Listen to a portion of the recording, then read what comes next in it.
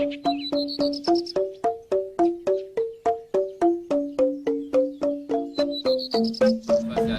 perkenalkan nama saya Wanandi Purana Senjaya, Prodi Ilmu Hukum, kelompok 5.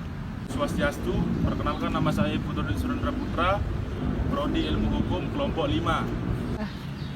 Om Swastiastu, perkenalkan nama saya Nilur Desari dari Prodi Ilmu Hukum kelompok 5. Om Swastiastu, perkenalkan saya Ninyoman Noni Artini, Prodi Ilmu Hukum kelompok 5. Bagaimana materi tentang zaman Lembah Sungai Sindu? Jadi zaman Lembah Sungai Sindu dimulai dari 3000 sebelum Masehi sampai 2000 sebelum Masehi. Menurut Profesor Palgunandi 2010 sampai 1 dengan 12 menguraikan pengaruh peradaban Lembah Sungai Sindu terhadap agama Veda. Diuraikan ciri-ciri penting agama pribumi India sebagai berikut. 1. Pemujaan kepada Dewi Ibu sebagai dewi kesuburan, penguasa tumbuh-tumbuhan, penguasa dan pemberi kekuatan magis. 2. Pemujaan kepada Dewa Purusa, dikenal sebagai Pasupati, dilihat dari tanduk dan jata yang mengingatkan konsep Trisula. 3. Pemujaan lingga melalui penemuan batu berbentuk palus yang berbentuk kerucut dan silinder. 4. Pemujaan kepada pohon dan binatang. 5. Pemujaan patung dan arca, dibuktikan melalui penemuan patung menyerupai seorang yogi sebagai prototipenya sebagai Siwa Yogeswara. 6. Upacara kurban yang ditemukan bukti-bukti adanya persembahan.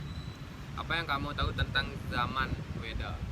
Jadi zaman Weda dimulai dari 2000 sebelum Masehi sampai 1000 sebelum Masehi. Profesor Palgunadi 2010 13 sampai dengan 24 menguraikan zaman Veda dibagi menjadi dua, yaitu zaman Veda awal dan zaman Veda akhir. 1. Zaman Veda awal dimulai dari zaman Rig Veda, menjelaskan konsep ketuhanan dan kepercayaan, mempercayai dewa-dewa, mempercayai leluhur memiliki kedudukan tersendiri di alam para dewa. Rig Veda 10.5. Leluhur pergi ke sorga ataupun neraka berdasarkan karmanya. Leluhur tinggal bersama para dewa. Leluhur ikut minum soma bersama para dewa. Leluhur ikut menikmati persembahyangan dan kedudukan leluhur sama dengan dewa. Konsep ketuhanan dalam Rig Veda adalah percaya kepada Tuhan Yang Maha Esa, tetapi juga percaya kepada banyak dewa dengan segala manifestasinya.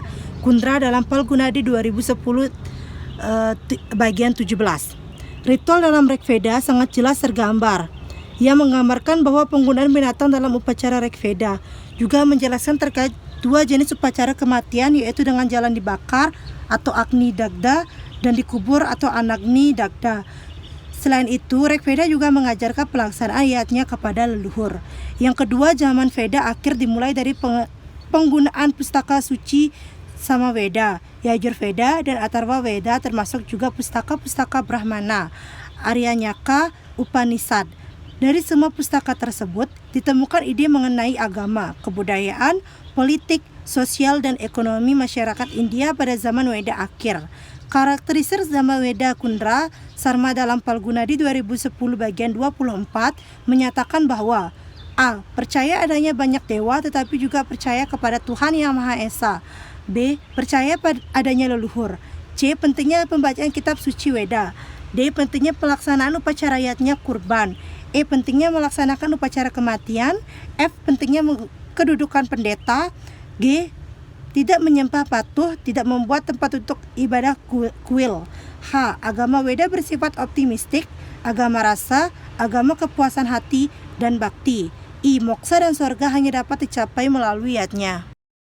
Lalu bagaimana menurut Anda perkembangan zaman Brahmana? Zaman Brahmana, perkembangan agama Hindu di India pada hakikatnya dapat dibagi menjadi 4 fase, yakni zaman Weda, zaman Brahmana, zaman Upanishad, dan zaman Buddha. Dari peninggalan benda-benda purbakala di Mohenjo-daro dan Harappa menunjukkan bahwa orang-orang yang tinggal di India pada zaman dahulu telah mempunyai peradaban yang tinggi. Salah satu peninggalan yang menarik ialah sebuah patung yang menunjukkan perwujudan Siwa.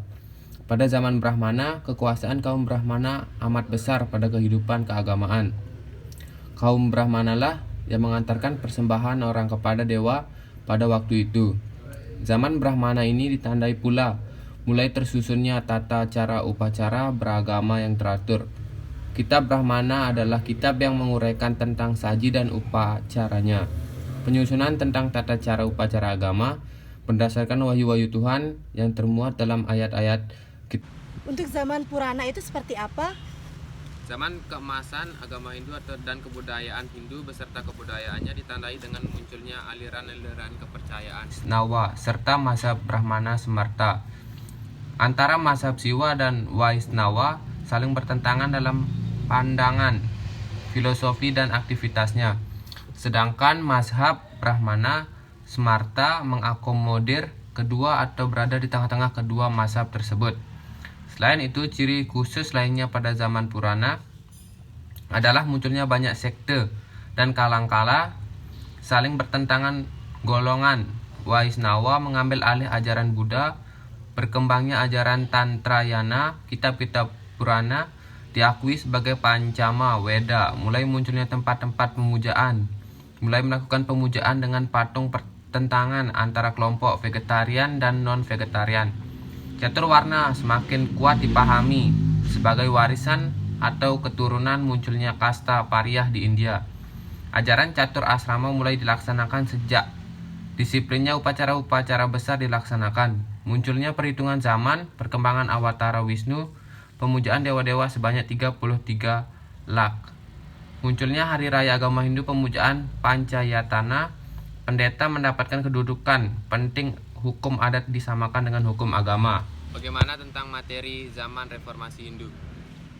Zaman reformasi Hindu menjelaskan tentang perkembangan reformasi Hindu pada masa Sangkaracarya yang menjelaskan kekhususan Hindu pada masa Sangkaracarya dengan mencirikan kekhususannya, yaitu dengan munculnya kelompok Vedanta yang mendasarkan diri pada Prastanatraya yang di dalamnya terdapat Brahma Sutra, Bhagavad Gita dan Upanishad atau Vedanta.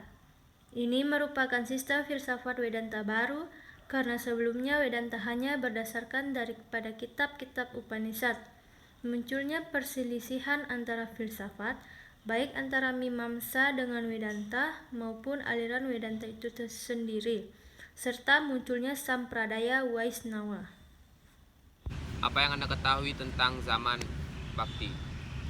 Zaman Bhakti menjelaskan tentang munculnya dengan ditandai melalui kekuasaan dan penaklukan India di tangan Islam. Hampir 600 tahun Islam memerintah dari Delhi. Penggunaan simbol dan pelaksanaan aktivitas agama Hindu sangat dilarang. Jikapun ada, pelaksanaannya dipungut dengan pembayaran pajak yang tinggi. Pengaruh Islam pada masa itu yang sangat kuat adalah ajaran Sufi. Ajaran Sufi sangat menekankan kepasrahan yang total kepada Tuhan melalui penyebutan berulang-ulang nama Tuhan, dan untuk melakukan hal itu perlu tuntunan dari seorang guru. Sufi tersebut ajarannya melihat ke dalam diri sehingga menolak pengikatan dogma agama secara berlebih.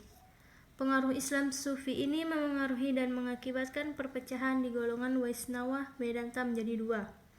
A. Golongan pertama, prinsip utama percaya Tuhan monoteis yang diterima sebagai Tuhan yang berpribadi, yaitu Wisnu, Hari Rama atau Krishna. B. Golongan kedua, prinsip utamanya menentang pelaksanaan niatnya, Tirthayatra, dan meyakini Tuhan dapat dicari dalam diri.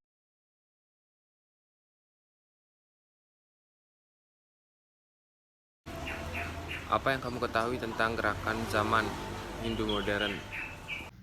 Jadi penjelasannya gini, modern Hindu maupun atau Neo-Hinduisme 1800 m sampai 1947 m menjelaskan gerakan ini muncul untuk melawan kristenisasi di India dan pengaruh budaya barat lainnya. Gerakan ini dibedakan menjadi dua, yaitu gerakan dari golongan reformis dan golongan revivalis. Adapun cirinya sebagai berikut: 1. Golongan reformis, penafsiran terhadap kitab suci Weda secara rasional. B. Hindu sebagai